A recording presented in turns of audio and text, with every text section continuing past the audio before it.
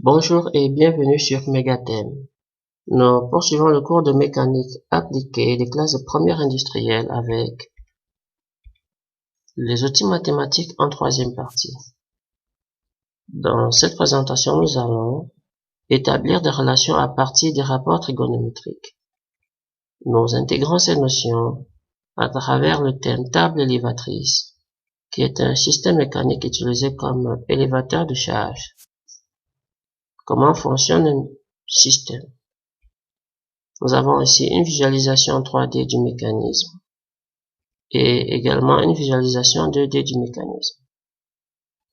On peut observer comment le système est constitué des bras articulés et disposés en ciseaux qui sont déployés sous l'action du vérin, doublement articulé et mobile.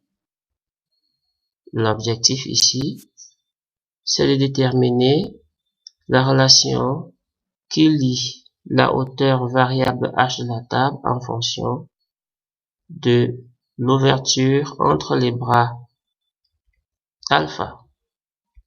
Donc voilà le problème à résoudre. Et pour cela, définissons quelques rapports trigonométriques en commençant par le cas d'un triangle rectangle. Si on a un triangle ABC, rectangle en C, avec alpha à l'angle en A et bêta à l'angle en B, on peut définir le cosinus comme étant le côté adjacent sur l'hypoténuse. Pour ce cas de figure, on a cos alpha égale côté adjacent AC sur hypoténuse AB. Et pour l'angle bêta, le cosinus, ça fait BC côté adjacent sur l'hypoténuse AB. Le sinus est défini comme étant le côté opposé sur l'hypoténuse. Pour le cas de figure, ici on a sin alpha égale côté opposé BC sur hypoténuse AB. De l'autre côté, on a sin bêta égale côté opposé AC sur hypoténuse AB. La tangente est définie comme étant le sinus sur le cosinus, égale encore côté opposé sur le côté adjacent. Pour le cas de figure, nous avons tangente alpha égale sin alpha sur cos alpha, égale à BC sur AC. De même, on a tangente bêta égale sin bêta sur cos bêta égale AC sur BC. Quelques propriétés nous avons pour tout alpha. Cos carré alpha plus sin carré alpha égale à 1. Et il en est de même pour l'angle bêta. En effet, si on calcule cos carré, on aura AC carré sur AB carré. Et sin carré, ça va faire BC carré sur AB carré. Ça va donc donner AC carré plus BC carré sur AB carré.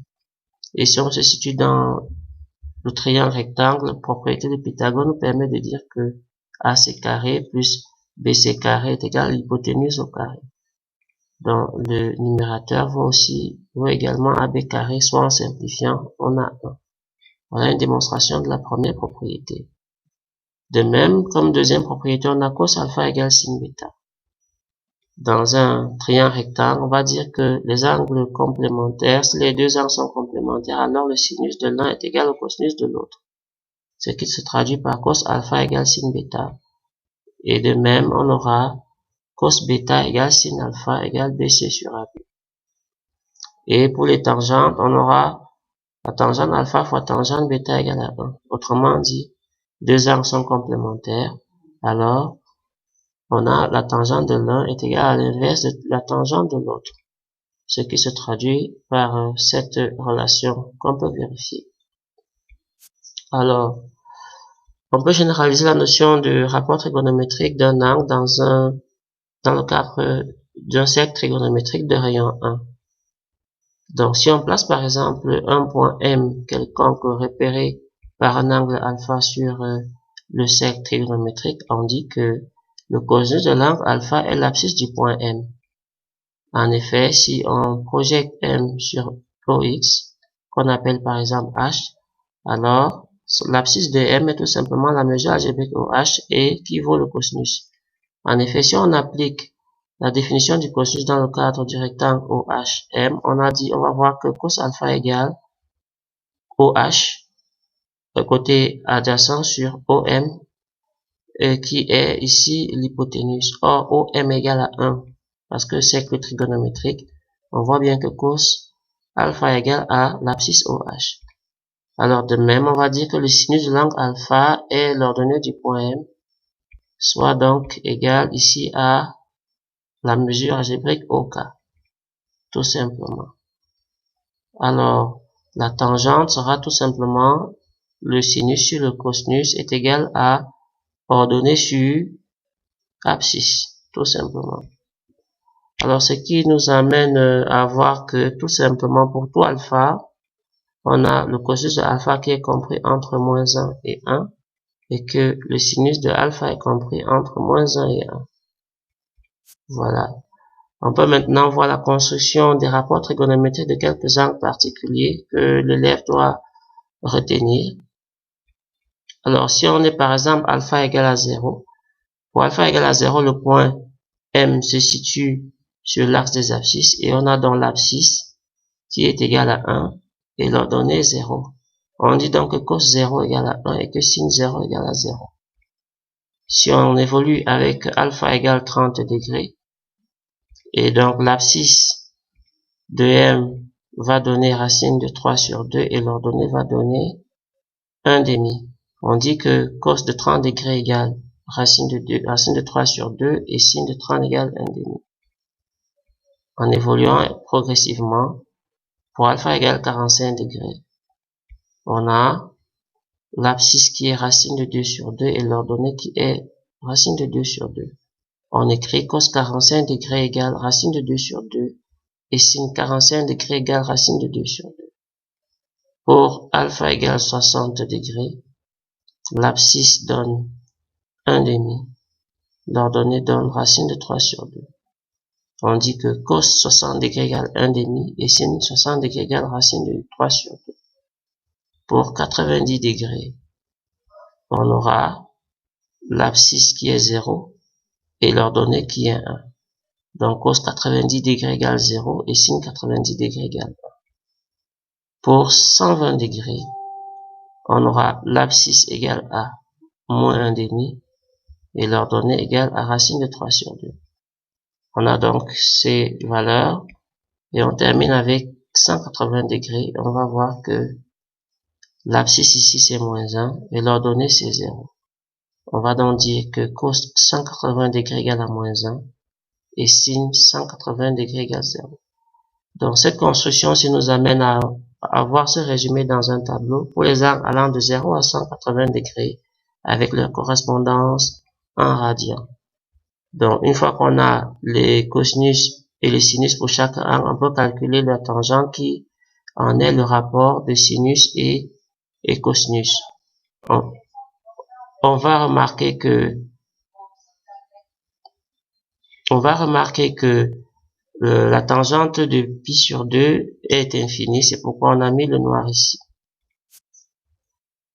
Alors, passons à la résolution du thème. Alors, nous voulons déterminer la relation qui lie h, hauteur variable de la hauteur de la table, en fonction de l'angle alpha, ouverture entre les bras. Alors, on peut remarquer déjà que les bras étant identiques, on peut voir que la hauteur h c'est égal à 4 fois la hauteur petit h. Donc, il suffit maintenant d'exprimer la hauteur petit h en fonction de alpha. Donc, on va considérer ce triangle bleu rectangle délimité ici, qu'on agrandit. Alors, à gauche, nous avons la hauteur petit h et sur l'hypoténuse, nous avons la moitié du bras, c'est-à-dire grand L sur 2. Et l'angle représenté, c'est la moitié de l'angle d'ouverture entre les bras, c'est-à-dire alpha sur 2. On peut alors écrire aisément que cos alpha sur 2 égale à côté adjacent, c'est-à-dire petit h sur hypoténuse, qui est égal à L sur 2. On tire alors que petit h égale à L sur 2. Cos alpha sur 2. Avec la hauteur grand H qu'on cherche est égal à 4 petit h. On aura donc 4 fois L sur 2 cos alpha sur 2. Soit en simplifiant, nous avons le résultat grand H égale 2L cos alpha sur 2. Comme application numérique pour alpha égale 120 degrés, nous aurons H égale 2 fois 780 fois cos de 120 degrés divisé par 2, c'est-à-dire cosinus de 60 degrés, et on a donc égal à 780 mm, puisque cos 60 degrés c'est égal à 1,5. Voilà un exemple d'application de rapport trigonométrique pour la résolution de ce problème. Alors, pour nous assurer que vous avez intégré les notions, nous vous proposons un autre exercice pour vous entraîner. Nous avons ici un bras de robot pour la saisie automatique, l'appréhension automatique des pièces. On veut ici exprimer l'ouverture des bras EF, donc la distance EF en fonction de l'angle alpha entre les bras. Et on vous demande de faire l'application numérique pour alpha égale 30, alpha égale 60 et alpha égale 90 et alpha égale 120 degrés. Voilà, si vous avez des préoccupations ou observations, bien vouloir laisser en commentaire et je vous dis à très bientôt pour la prochaine vidéo.